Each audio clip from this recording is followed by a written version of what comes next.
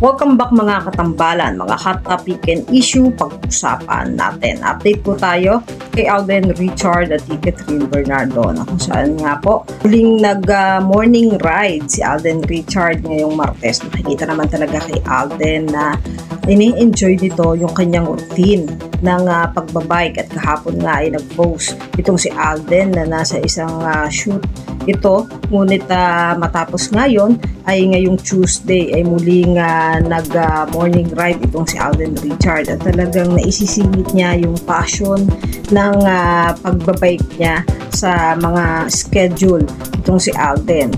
Makikita talaga kay Alden na ini-enjoy niya yung kanyang pagbibisikleta sa road at talaga namang minsan pa nga kapag nakikita nung ilang mga fans ay talagang tinatawag itong si Alden. Nakakatuwa nga dahil talagang si Alden ay talagang kinakarir yung kanyang routine ngayon ng pagbibisikleta bukod sa mga morning run na kanyang ginagawa.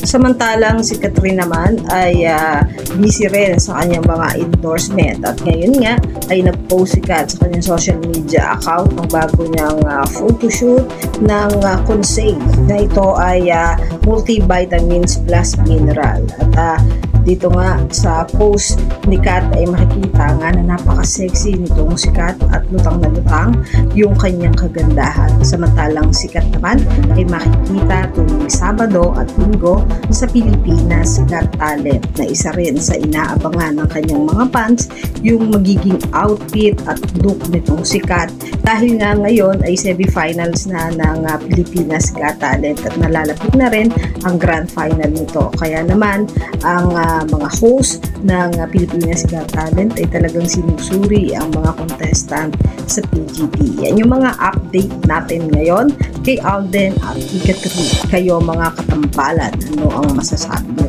Comment lang sa comment section pag-usapan natin. Yan ang mga hot topic and issue dito lamang sa Tambalang JK.